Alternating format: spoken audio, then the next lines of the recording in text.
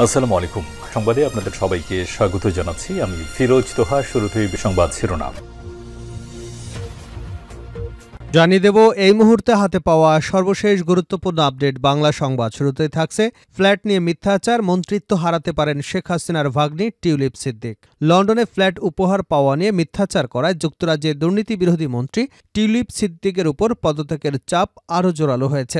এই কেলেঙ্কারির ঘটনায় মন্ত্রিত্ব হারানোর ঝুঁকিতে পড়েছেন টিউলিপ। রোববার ব্রিটিশ সংবাদ মাধ্যম ডেইলি মেইলের এক প্রতিবেদনে এ তথ্য জানানো হচ্ছে। প্রিয় দর্শক, ডেইলি মেইলের প্রতিবেদনটি আপনাদের সামনে উপস্থাপন করছি, ভিডিওটি দেখতে থাকুন। এবারে জানাবো ২৪ দফার ইশতেহার নিয়ে সামনে আসছে তরুণদের দল। রাজনৈতিক দল গঠনের লক্ষ্যে সারাদেশেই সাংগঠনিক বিস্তৃতি ঘটাচ্ছে জাতীয় নাগরিক কমিটি। তরুণদের এই দল ছাত্র জনতার অভ্যুত্থানের চেতনা ধারণ করে নতুন দেশ গড়তে ২৪ দফার ইশতেহার নিয়ে আত্মপ্রকাশ করবে। এই ইশতেহারে থাকবে রাজনৈতিক, সাংস্কৃতিক, অর্থনৈতিকভাবে দেশকে তারা কিভাবে গড়ে তুলতে চায় সেসব বিষয়। থাকবে নতুন রাষ্ট্র বিনির্মাণের পথরেখা। জাতীয় ঐক্যই হবে দলের মূল আদর্শ। জানাবো আত্মসমর্পণ করলেন আওয়ামী লীগ এবং ছাত্রলীগের ২২ কর্মী। সিলেটের বিশ্বনাথে বৈষম্য বিরোধী ছাত্র আন্দোলন চলাকালে গত ৪ আগস্ট একটি শপিং সিটিতে হামলা ও ভাঙচুর মামলায় নিষিদ্ধ সংগঠন ছাত্রলীগ, আওয়ামী লীগ এবং এর অঙ্গ ও সহযোগী সংগঠনের ২২ কর্মী আত্মসমর্পণ করেছেন। রবিবার দুপুরে সিলেট সিনিয়র জুডিশিয়াল ম্যাজিস্ট্রেট আদালতে আত্মসমর্পণ করেন তারা। পরে ১৬ জনের জামিন মঞ্জুর এবং ৬ জনকে কারাগারে পাঠানোর নির্দেশ দেন বিচারক। এদিকে অন্তর্বর্তী সরকার প্রয়োজনীয় সংস্কার শেষে নির্বাচনের ব্যবস্থা করবে, এটাই জনগণের প্রত্যাশা বলে মন্তব্য করেছেন বাংলাদেশ জামায়াতে ইসলামীর কেন্দ্রীয় নির্বাহী পরিষদ সদস্য ও ঢাকা মহানগরী দক্ষিণের আমির মোহাম্মদ নুরুল ইসলাম বুলবুল। এবারে থাকছে গণঅধিকার পরিষদ নেতা ফারুকের উপর হামলার অভিযোগে ২ শিক্ষার্থী গ্রেপ্তার। গণঅধিকার পরিষদের মুখপাত্র ফারুক হাসানের উপর হামলার অভিযোগে রাজধানী ঢাকার চক্ষু বিজ্ঞান ইনস্টিটিউট থেকে ২ শিক্ষার্থীকে গ্রেপ্তার করেছে শাহবাগ থানা পুলিশ। হামলার পর ক্ষুব্ধ প্রতিক্রিয়া ব্যক্ত করে চিকিৎসাধীন আন্দোলনকারীরা ৬ জানুয়ারি দুপুর ১২টার মধ্যে গ্রেপ্তারকৃতদের মুক্তি না দিলে কঠোর আন্দোলনের হুঁশিয়ারি দিয়েছেন। এবং সর্বশেষ জানাবো আন্তর্জাতিক সংবাদ। কানাডিয়ান সংবাদপত্রের দাবি যে কোনো দিন পদত্যাগ করতে পারেন জাস্টিন ট্রুডো। পদত্যাগ করতে চলেছেন কানাডার এই প্রধানমন্ত্রী। ৩টি সূত্রের বরাত দিয়ে দেশটির সংবাদ মাধ্যম দ্য গ্লোবাল অ্যান্ড মেইল জানিয়েছে, কানাডার ক্ষমতাসীন দল লেবার পার্টি দলীয় প্রধানের পদ থেকে সরে দাঁড়ানোর সিদ্ধান্ত নিয়েছে প্রধানমন্ত্রী। তবে ট্রুডো ঠিক কবে পদত্যাগের ঘোষণা দিতে পারেন সে বিষয়ে কোনো কিছু জানা না গেলেও ধারণা করা হচ্ছে বুধবার দলের জাতীয় সম্মেলনের আগেই আনুষ্ঠানিকভাবে পদত্যাগ করতে পারেন তিনি। এতক্ষণ শিরোনাম শুনছিলেন, এবার বিস্তারিত। প্রিয় দর্শক, আপনি যদি এই চ্যানেলে নতুন হয়ে থাকেন, ভিডিওটি দেখতে দেখতে চ্যানেলটি সাবস্ক্রাইব করে আমাদের সঙ্গে থাকুন। আর এই ভিডিও সম্পর্কে আপনি আপনার মূল্যবান মতামতটি কমেন্ট বক্সে জানিয়ে দিন। আর হ্যাঁ প্রিয় দর্শক, জানিয়ে দিন ভিডিওটি কোথা থেকে দেখছেন। ফ্ল্যাট নিয়ে মিথ্যাচার, মন্ত্রিত্ব হারাতে পারেন টিউলিপ। লন্ডনে ফ্ল্যাট উপহার পাওয়া নিয়ে মিথ্যাচার করায় যুক্তরাজ্যের দুর্নীতি বিরোধী মন্ত্রী টিউলিপ সিদ্দিকের উপর পদত্যাগের চাপ জোরালো হয়েছে। এই কেলেঙ্কারির ঘটনায় মন্ত্রিত্ব হারানোর ঝুঁকিতে পড়েছেন টিউলিপ। রোববার ব্রিটিশ সংবাদ মাধ্যম ডেইলি মেইলের এক প্রতিবেদনে এ তথ্য জানানো হয়েছে।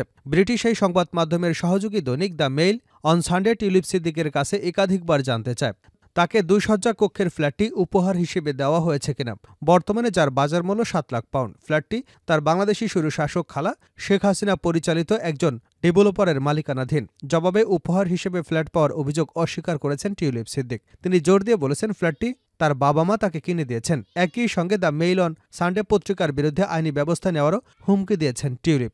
তবে দেশটি লেবার পার্টির একাধিক সূত্র লন্ডনের কিংস ক্রস এলাকায় ফ্ল্যাটটি আসলে একজন ডেভেলপারের টিউলিপ সিদ্দিকের কৃতজ্ঞতা স্বরূপ দিয়েছেন বলে নিশ্চিত করেছে। ৪২ বছর বয়সী টিউলিপ যুক্তরাজ্যের আর্থিক খাতের দুর্নীতি বন্ধের দায়িত্বে রয়েছেন। বাংলাদেশে তিনি এবং তার পরিবারের ৪ সদস্যদের বিরুদ্ধে একটি পারমাণবিক বিদ্যুৎ কেন্দ্র থেকে ৩.৯ বিলিয়ন পাউন্ড আত্মসাতের অভিযোগের তদন্ত চলছে।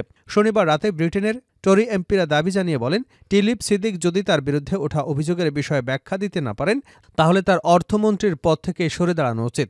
লন্ডনে হ্যারো স্টেটের টরি এমপি বব ব্ল্যাকম্যান বলেন, টিউলিপ সিদ্দিককে তার সম্পত্তির বিষয়ে অবস্থান স্পষ্ট এবং ব্যাখ্যা করতে হবে। আসলে তিনি কি বলেছিলেন এবং কেন। যদি তিনি তা না করেন তাহলে মন্ত্রী হিসেবে তার অবস্থান অগ্রহণযোগ্য হবে। ব্রিটেনের স্বরাষ্ট্র মন্ত্রণালয়ের ছায়ামন্ত্রী ম্যাট ভিকার্স বলেন, সরকারের কোনো সদস্যদের বিরুদ্ধে এ ধরনের অভিযোগ অগ্রহণযোগ্য, কিন্তু সেই সদস্য যখন স্টারমারের দুর্নীতি বিরোধী মন্ত্রী তখন তা আরও বেশি প্রশ্নবিদ্ধ। ২৪ দফার ইশতেহার নিয়ে সামনে আসছে তরুণদের দল। রাজনৈতিক দল গঠনের লক্ষ্যে সারাদেশে সাংগঠনিক বিস্তৃতি ঘটাচ্ছে জাতীয় নাগরিক কমিটি। তরুণদের এই দল ছাত্র জনতার অভ্যুত্থানের চেতনা ধারণ করে নতুন দেশ গড়তে ২৪ দফার ইশতেহার নিয়ে আত্মপ্রকাশ করবে।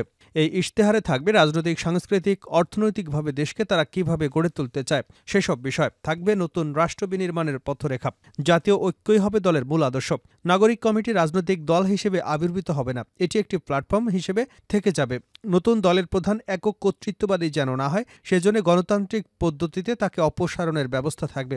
কারো পারিবারিক পরিচয় নয়, যোগ্যতার ভিত্তিতে যেন তৃণমূল কেন্দ্র থেকে উঠে আসতে পারে, এমন বিষয় প্রাধান্য পাবে রাজনৈতিক দলের গঠনতন্ত্রে। দলের প্রধান, সরকার প্রধান সহ নির্বাহী কোনো পদে থাকতে পারবেন না। গণঅভ্যুত্থানের পর রাজধানীর কেন্দ্রীয় শহীদ মিনারে বৈষম্যবিরোধী ছাত্র আন্দোলনের হাত ধরে প্রকাশ্যে আসে জাতীয় নাগরিক কমিটি। নতুন দল গঠনের লক্ষ্যে নাগরিক কমিটি সারা দেশে ১৬০টিরও বেশি প্রতিনিধি কমিটি করেছে বলে জানিয়েছে মুখপাত্র সামান্তা শারমিন। গত ৮ই নভেম্বর রাজধানীর যাত্রাবাড়ি থানায় ১৬০ সদস্যের প্রতিনিধি কমিটি গঠনের মধ্য দিয়ে নাগরিক কমিটির সাংগঠনিক বিস্তৃতি শুরু হয়।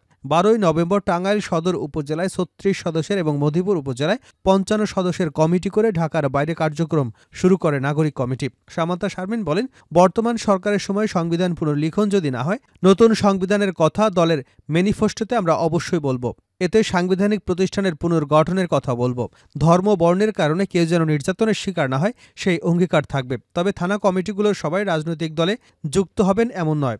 এর মধ্যে যারা আগ্রহী তারাই দলে যুক্ত হবেন। জানতে চাইলে জাতীয় নাগরিক কমিটির সদস্য সচিব আক্তার হোসেন বলেন, যে থানা কমিটিগুলো হচ্ছে সেখানে অধিকাংশ সদস্য নতুন এবং রাজনৈতিক দলে অংশগ্রহণ করবেন বলে আশাবাদী। ফেব্রুয়ারিতে দলের আত্মপ্রকাশের লক্ষ্য স্থির করা হয়েছে। এ প্রসঙ্গে আক্তার হোসেন বলেন, পরিস্থিতি বিবেচনা করে ফেব্রুয়ারিতে নতুন দলের ঘোষণা আসতে পারে। দলে এক ব্যক্তিকেন্দ্রিক নেতৃত্বের বদলে বহু ব্যক্তির নেতৃত্বকে প্রমোট করতে চায়। ছাত্র জনতার অভ্যুত্থানে যারা নেতৃত্ব দিয়েছেন, দীর্ঘ সময় ধরে ফ্যাসিবাদের বিরুদ্ধে লড়াই সংগ্রাম করেছেন, এমন তরুণরাই দলে নেতৃত্ব আসবেন। আত্মসমর্পণ করলেন আওয়ামী লীগ ও ছাত্রলীগের ২২ কর্মী। সিলেটের বিশ্বনাথে বৈষম্য বিরোধী ছাত্র আন্দোলন চলাকালে গত ৪ আগস্ট একটি শপিং সিটিতে হামলা এবং ভাঙচুরের মামলায় নিষিদ্ধ সংগঠন ছাত্রলীগ, আওয়ামী লীগ এবং এর অঙ্গ ও সহযোগী সংগঠনের ২২ নেতাকর্মী আত্মসমর্পণ করেছেন। রবিবার দুপুরে সিলেট জুনিয়র জুডিশিয়াল ম্যাজিস্ট্রেট আদালতে আত্মসমর্পণ করেন তারা। পরে ১৬ জনের জামিন নামঞ্জুর এবং ৬ জনকে কারাগারে পাঠানোর নির্দেশনা দেন বিচারক। বাদীপক্ষের আইনজীবী গোলাম ইয়াহিয়া চৌধুরী, আসামিপক্ষের আইনজীবী গিয়াসউদ্দিন জানান, একটি মামলায় আওয়ামী লীগ, ছাত্রলীগ এবং অঙ্গ ও সহযোগী সংগঠনের ২২ নেতাকর্মী আজ সকালে আদালতে এসে আত্মসমর্পণ করেন। দুপুরে শুনানি শেষে ৬ জনকে জেল হাজতে প্রেরণের আদেশ দেন সিনিয়র জুডিশিয়াল ম্যাজিস্ট্রেট আদালত ১-এর বিচারক ধ্রুবজ্যোতি পাল। জামিন নামঞ্জুর হওয়া কর্মীরা আসামিপক্ষের আইনজীবী ফাহেমা আল জহুরা জানান, মামলার ২২ জন আসামি আদালতে আত্মসমর্পণ করলে আদালত তাদের মধ্যে ১৬ জনের জামিন আবেদন মঞ্জুর করেছেন এবং ৬ জনকে জামিন আবেদন নামঞ্জুর করে কারাগারে পাঠানোর নির্দেশ দিয়েছেন। এর আগে এ মামলায় ৫ জনকে গ্রেপ্তার করা হয়েছে, ৪ জন জামিনে আছে। উল্লেখ্য, গত ৪ আগস্ট সিলেটের বিশ্বনাথ পৌর শহরের আলহেরা শপিং সিটি ভাঙচুর, লুটের অভিযোগের ঘটনায় ১৪ দিন পর আলহেরা শপিং সিটির চেয়ারম্যান সাদিকুর রহমান বাদী হয়ে আওয়ামী লীগ এবং অঙ্গ ও সহযোগী সংগঠনের ৮৩ জন কর্মীর নাম উল্লেখ করে মামলা দায়ের করেন। মামলায় আরও ৬০ জনকে অজ্ঞাতনামা আসামি করা হয়। অন্তর্বর্তী সরকার প্রয়োজনীয় সংস্কারের শেষে নির্বাচনের ব্যবস্থা করবেন বুলবুল। অন্তর্বর্তী সরকার প্রয়োজনীয় সংস্কারের শেষে নির্বাচনের ব্যবস্থা করবে, এটাই জনগণের প্রত্যাশা মন্তব্য করে বাংলাদেশ জামায়াতে ইসলামীর কেন্দ্রীয় নির্বাহী পরিষদ সদস্য ঢাকা মহানগরী দক্ষিণের আমির মোহাম্মদ নুরুল ইসলাম বুলবুল বলেন, সংস্কারের অনেকগুলো কমিটি করেছে, সেই কমিটিগুলো আগামী ১৫ই জানুয়ারির মধ্যেই রিপোর্ট দেবে বলে আশা করছি। শুধু নির্বাচন কমিশনই নয়, জনগণের প্রয়োজন হচ্ছে পুরো রাষ্ট্রের সংস্কার। আওয়ামী লীগের শাসন আমলে দেশের রন্ধ্রে রন্ধ্রে দুর্নীতি, অনিয়ম ছড়িয়ে দেওয়া হয়েছিল, পরিকল্পিতভাবে গোটা রাষ্ট্রকে শেষ করে দিয়েছিল। তাই এখানে বিভিন্ন ধরনের সংস্কার প্রয়োজন। তিনি বলেন, জনগণ শুধু নির্বাচন নয়, আইনশৃঙ্খলা রক্ষা বাহিনী, বিচার ব্যবস্থার সংস্কার চায়। এখানে সংবিধান সংশোধন সহ বহুবিধ রাষ্ট্রীয় সংস্কার প্রয়োজন। এই অন্তর্বর্তী সরকার ইতিমধ্যেই ১৫ই জানুয়ারির মধ্যে রিপোর্ট পেশ করবার কথা বলেছে। সে বিষয়ে ভালো কিছু আশা করছে দেশবাসী। নতুন বাংলাদেশ বিনির্মাণের জন্য অন্তর্বর্তী সরকার ক্ষেত্র প্রস্তুত করবে, সে আশা আমরাও করছি। এর মধ্য দিয়েই আগামী দিনে দেশে গণতান্ত্রিক ধারায় জনগণের সরকার প্রতিষ্ঠিত হবে বলে সবাই স্বপ্ন দেখছেন। রোববার সন্ধ্যায় রাজধানীর লালবাগ এলাকায় শীতবস্ত্র উপহার দেওয়ার সময় প্রধান অতিথির বক্তব্যে তিনি কথা বলেন। ঢাকা মহানগর দক্ষিণের মজলিসে শুরা সদস্য এবং লালবাগ থানার আমির ডাক্তার শামিমুল বারীর সভাপতিত্বে এবং থানা সেক্রেটারি মোহাম্মদ আবুল খায়ের সঞ্চালনায় শীতবস্ত্র উপহার অনুষ্ঠানে বিশেষ অতিথির বক্তব্যে এসব এসব কথা বলেন তিনি। নুরুল ইসলাম বুলবুল বলেন, জনগণ যেমন তাদের প্রতিনিধির হাতে দেশের শাসনভার তুলে দিতে চায়, তেমনি কোনো সংস্কার সংশোধন ছাড়াই তড়িঘড়ি নির্বাচন চায় না। কারণ একবারে কোনো সংস্কার ছাড়াই আগের নিয়মে আবার কেউ দেশে ফ্যাসিবাদ নিয়ে আসুক, এটা জনগণ দেখতে চায় না। এজন্য আমরা বলি, অন্তর্বর্তী সরকার সংস্কারের মাধ্যমে সকল সেক্টরে একটি নিয়ম শৃঙ্খলা ফিরিয়ে দিয়ে সর্বক্ষেত্রে নাগরিকদের নিরাপত্তা নিশ্চিতের প্রতিশ্রুতি ব্যক্ত করবে। না হলে জনগণ আবারও প্রতারিত হবার পরিস্থিতিতে পড়তে পারেন। শেষ করছে আন্তর্জাতিক সংবাদ দিয়ে। যে কোনো দিন পদত্যাগ করতে পারেন ট্রুডো। পদত্যাগ করতে চলেছেন কানাডার এই প্রধানমন্ত্রী জাস্টিন ট্রুডো।